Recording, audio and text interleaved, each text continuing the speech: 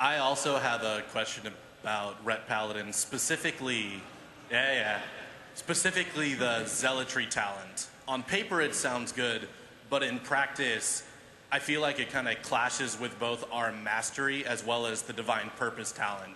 Because if we pop Zealotry and we get Hand of Light procs, it's effectively reducing, how many Crusader strikes we can generate, as well as while Zealotry is active, any holy power we get from Divine Purpose is kind of wasted. So do you think that currently that design is kind of clashing, and is there any intent to reevaluate, Zealotry as a talent? We're still looking at it. There are some problems there, like you've mentioned.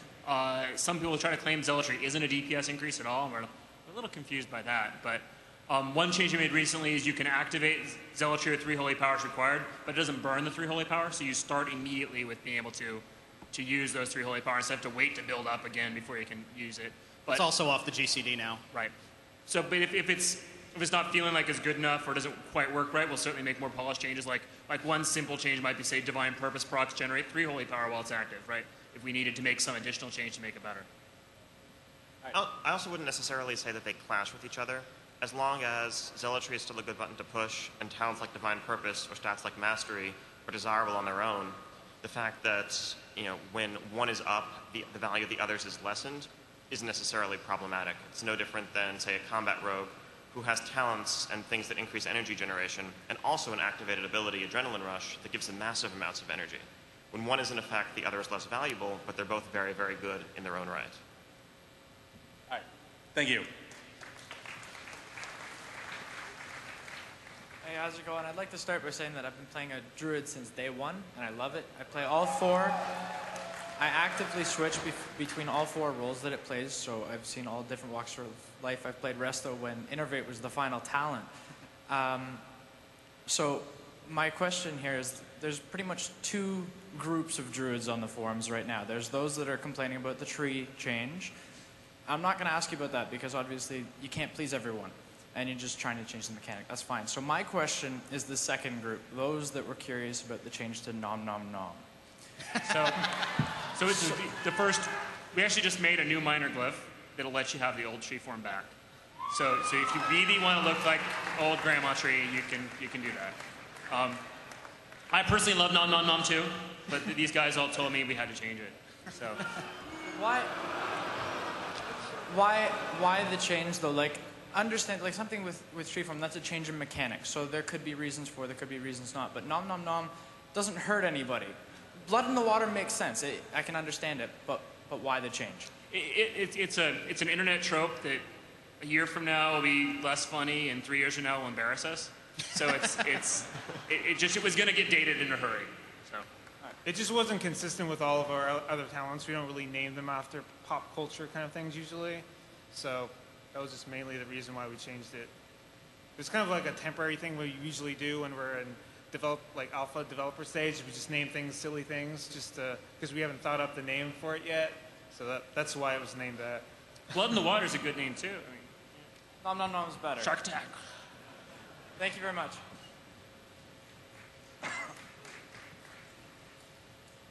Hi.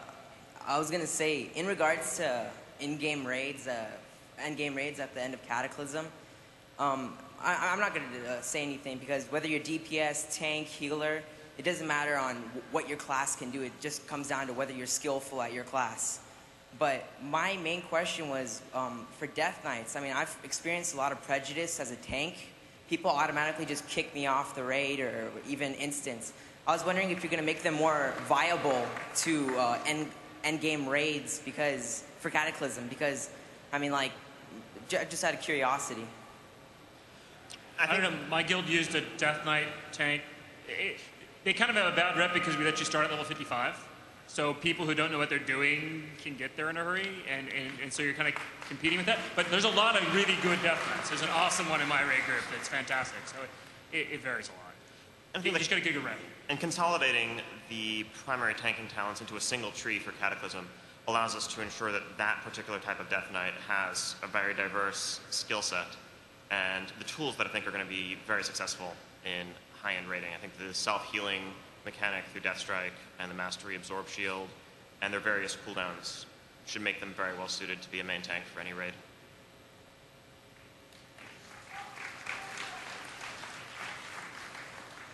How's it going? My question was about feedback loop mechanics. The old warrior rage generation, sword spec, wind fury, those are all tend to be nerfed and removed as the game progresses. The new one right now is runic empowerment. It seems to be kind of the same kind of idea. How are you going to make sure that it doesn't get overpowered to the point that you're going to probably remove it and nerf it again? Runic Empowerment has a feedback element to an extent, but I don't think it's going to reach the numerical problem that the original Warrior Rage Generation system posed, for example. It's mainly there to add randomness and variety to the Death Knight rotation layered on top of their existing static rotation. Runic Empowerment is designed the way it is in that it can only recharge a fully depleted rune, and so it's not going to interfere with your existing rotation. It just gives you additional resources to use along the way. Thank you very much.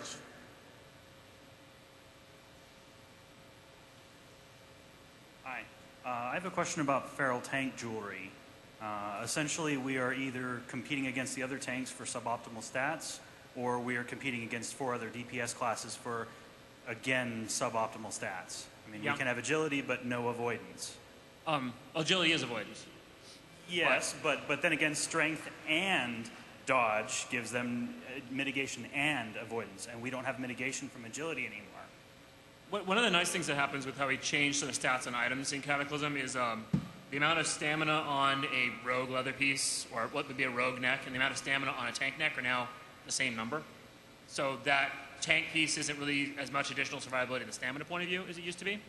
And since the druid is being tuned around, you're going to have agility, you're going to get crits to activate Savage Defense, you're going to have more attack power, so Savage Defense blocks more damage, and that's what their core model's around. There's going to be less variation between that, and we can just assume you're always going to have that rogue-style item and balance accordingly. So you really shouldn't, ideally, you shouldn't want that tank jewelry at all anymore. You should actually literally want rogue stuff. Now, on the competition with the DPS, yeah, you're competing with DPS. A lot of people have found it hard to gear up a cat and a bear spec at the same time for exactly that reason, because they have to steal from the rogues twice. But usually you can steal from them once.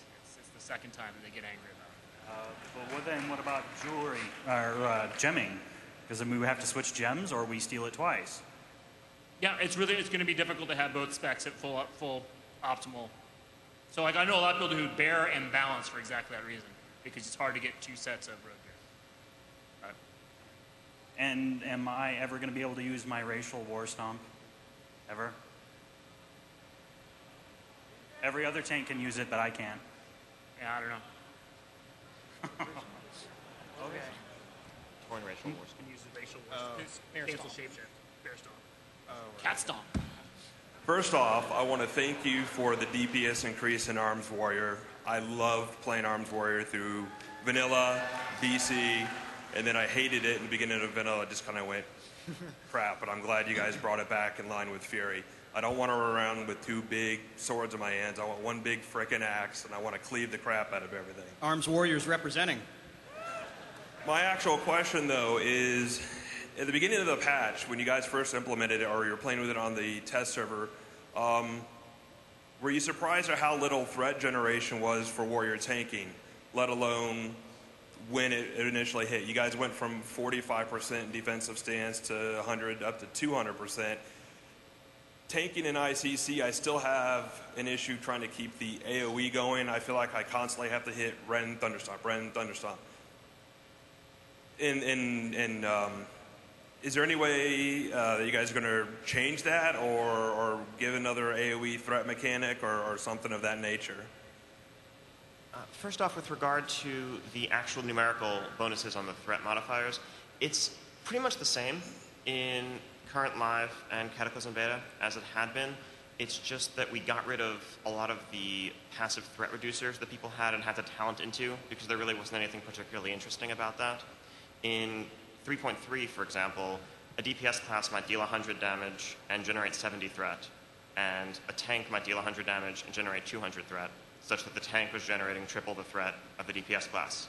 Now those numbers are 100 and 300 respectively, but it's still triple. What was the thought behind taking Heroic Strike threat away? So I constantly got feedback about people with carpal tunnel syndrome on Heroic Strike, just mashing Heroic Strike constantly. And we really wanted to end that. I was really trying to find a good balance on Heroic Strike because it is a big, important rage dump in the sense that you've got extra rage. You've got to have a way to shovel it out. But it feels really crappy on the now next swing thing that it was doing. So making it instant, giving a 4-second cooldown with its own separate cooldown, really, personally, I think solved all of the issues. We did the same treatment to Maul and Cleave, but it feels now like an ability that just didn't feel right anymore is going to feel a lot better in the future, at least to me. Okay, thanks.